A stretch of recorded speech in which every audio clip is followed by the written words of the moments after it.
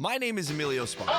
I'm a professional podcast producer who's worked with Rene Paquette and DJ Khaled. Another one. And this absolute psychopath is WWE Superstar Karrion Kross. But I know him as my buddy Kevin. Oh, yeah. He's a 6'4", 265-pound former world champion in the world of professional wrestling. And when he's not beating people up in a 20x20, he's beating people up for fun. Kevin's one of the best guys I know, and today he's taking me to my first Brazilian jiu-jitsu class. And considering that my grandfather is inducted into the World Karate Hall of Fame, I should be a chip off the old martial arts block. This should come easily, right? Actually, I'm quite terrified. The last time I attempted any martial arts, I was 12 years old, and that ended with me having a broken arm in 2 places, 2 surgeries, a whole bunch of screws, and a metal plate. So let's see how today goes. Fair disclaimer, his wife Scarlett does not appear in this video. Maybe next time, kids.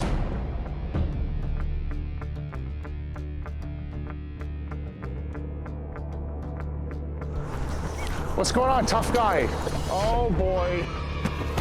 Good to see you. So good to see you. I know, it's so good to see you, dude. So I'm confused. You said you wanted to rob a bank, but we're here at the jiu-jitsu school, so what's going on? Well, here's how it starts first. Okay. We mentally have to get our mind right, so we're gonna roll around and do man stuff because you're the manliest man that I know. Oh. And I wanna learn how to be a hard man. Man with the plan. I wanna be the man with the plan. Okay. But in all reality, I just turned 40. Yep. Jiu-jitsu is one of those things I wanted to do. You've been a dear friend of mine for years. You've been telling me the benefits of doing jiu-jitsu. So what better way for 2 bros to bro Yes. than at Glory MMA. And then rob the bank. And then rob the bank. Okay, sure. You wanna do it? Yeah, let's do it. Let's do it. Yes.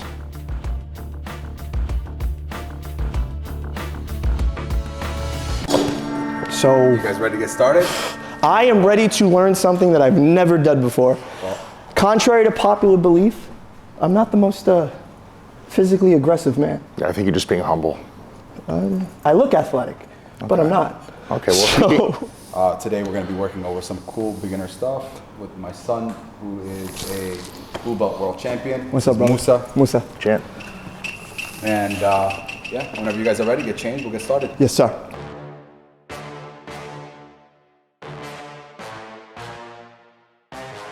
First, welcome to Glory Martial Arts. We're here in Staten Island, and we're excited to have you guys here. We're going to work with you since you're a beginner, never seen jiu-jitsu before. I think one of the most important concepts of jiu-jitsu is the concept of a smaller guy being able to hang with a much bigger guy. Okay. So instead of us trying to fight force with force, we just fight force with using leverage. And one of the most important concepts in jiu-jitsu that you're going to learn is how to use leverage. So we'll start with one of the most basic techniques. Someone throws a punch, boom, I step in. So I'm blocking the looping punch. I'm stepping in here. You can go for something really simple. I like to shoot over under. So I'm gonna use this here, turn my hip into my partner, carry him. And as you can see, this is pretty effortless for me here to hold him, all his weight. And it doesn't matter how big or how much leverage, because my legs are doing the work. And the legs are the strongest part of the human body. And now I can easily throw him to the ground. And if I want, attack an arm lock here, boom, and finish. So you really expect me to throw this elephant like you just did? You believe in him? Yeah. You believe in him? you can do it. All right. Come on, let's go. In your book, you talk about being a bit violent in your youth. So you were a bare knuckle boxer, and it's safe to say that you've always had a job that involved you beating people up, correct? Yeah, pretty much. I had to. I grew up in very violent settings. I grew up around really tough people. And I know that like everybody thinks it's always like the movies where like the toughest guy in the room has to puff his chest out and be the guy screaming and the attitude and mistreating people. Like if you know how to handle yourself, you'll never behave like that. So you see the hand coming and it's here. You're getting inside. That way you take all the power away, you're here. Exactly. This is under, so over will be here. Okay. Yeah, this one is gonna go under Okay. here and put your hand on my back. switch your hips now. So basically what you're gonna do, you're gonna use this here, boom, and you're gonna turn your body and load him up. Beautiful. Like that? Dang! Right on the money. Right on the money. First try. Stay, don't move. Freeze right there. Okay. You see how you still have it overhook? Yeah. That's why he did the overhook on this arm. Ah. You have an overhook armbar. Don't move. Okay, so this knee here, we're gonna slide it up to his armpit. Perfect. Now this side, just bring your foot to the other side of his head. Now you can lay back. Keep that knee tight, keep that knee tight. So you see the space here? Close the space. Yes. Okay. Now the arm is perfect, though. Now just lay back slowly. That's where I feel it right there. But keep it, keep it. Look at where your legs are. Look at everything before you let it go, because people get excited once they do it well and they let it go. Just visualize exactly where you are right now. Look at everything. The leg is over the throat, so I can't, the reason this is fierce, I can't sit up. If I would sit up, I'm stuck. Champ put the leg here to keep this tight, so that there's no space. The arm can't go anywhere. And because you took that overhook in the beginning that he fed to you, that's the pressure as you lean back is going to load up at the elbow joint. Do you see all that as I'm saying that? Yes, yes. Yeah, everything. This is... So what was the relationship between you and your dad? He was all about discipline. He was all about making sure that you know how to defend yourself. You know, I'm home, we're home right now. That's the way it was. Growing up here, you needed to know how to defend yourself, and it wasn't a game. With self-discipline, specifically in the martial art, how do you respond to those situations instead of reacting to a situation? Practice. Practice and making lots of mistakes. I would go from 0 to 100 very quickly because I had a lot of unaddressed issues in my youth that I didn't even know how to identify. But once I learned how to identify those and I worked on them, being even keel and being less reactive, you know, like that, it became easy. But you know, I've made many mistakes in my life. Which is fascinating to me because I guess the version that I know is very self-inquiry, and he does the work. You know, it comes to a point in your life when all of the problems that you have are not because of everybody else, they're actually because of you. And it can only be somebody else's fault for so long. When you become an adult and you grow up into a man, I wanted to take on the accountability to fix those issues so I could take my life into my own hands. And when I did that, my life improved. Let's learn about what the guard is. Because a lot of people look at that, and we're gonna go to a Kamora from the guard. So let's say nightmare situation happens, it's one-on-one, you're on the street, and you get double-legged, or you wind up falling down and the guy's on top of you. Why would you wrap your legs around the guy? Let me show you, come. Double-leg me, go ahead. How do you do that? Come on, just do it the way, even if it's bad, just do it. So I just shoot in? Football, yes, football. Okay, so we land here, and why did I do that? Because now you're gonna set me up to choke me out. Fine, but I'm gonna give you a pointer. Go to your knees and get up tall. So, if you're really far away in the guard, there's not much I can do from here.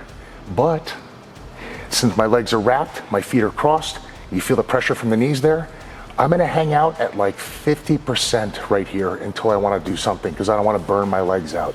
But when I wanna move you, I'll just go like this. Now you're closer to me. That's what the whole guard is about. The guard is like making sure the guy doesn't stand up and soccer kick your face into Argentina. I'm making sure that you're not gonna stand up, and when I want you to come to me to either sweep or attack, I'm gonna use that to bring you forward. So, we're in this situation, dude is raining down shots, this is happening, I'm gonna move from here, and the very first thing I do when I go to pull you down, I'm grabbing wrist control. This was the first thing that I grabbed right here. And I got my head out of the lane being the center.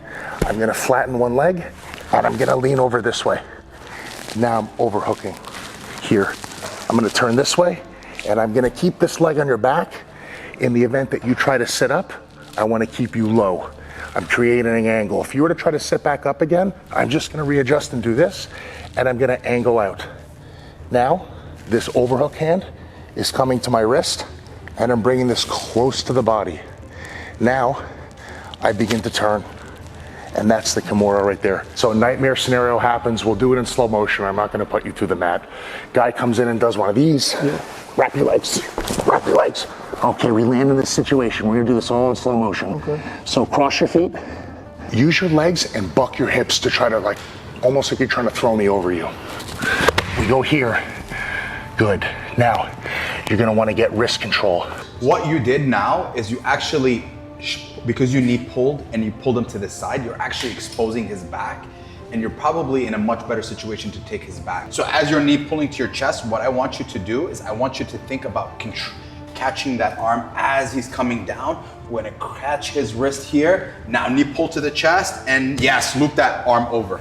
Nice and slow now. What I want you to do, you can unlock your guard and start turning towards him and throwing that leg on his back to create leverage. Yes, now drive off that foot to get more towards your left. Now just slowly bring the wrist to the back of his head.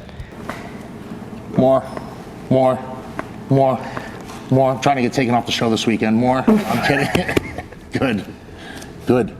You made the decision from going from training pro fighting into pro wrestling, and you felt that this was where you're supposed to be. Yep. How do you go from being disciplined into that to learning a new specific discipline in the world of sports entertainment?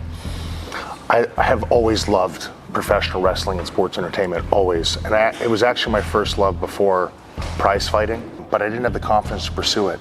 Becoming a performer and telling stories all over the world and stuff like that, that really is my calling. And it all circles back to finding yourself and walking that path and sitting with yourself and doing the work. Yes. Dude, I gotta tell you, I had a blast today. Same. I love you, man. Thank Love you you too, very bud. much. I appreciate you, honestly. Thank you. I'm glad we did this. I'm good. We wanted to do this for a while. I'm glad he didn't rip your foot off. It felt like he was going to.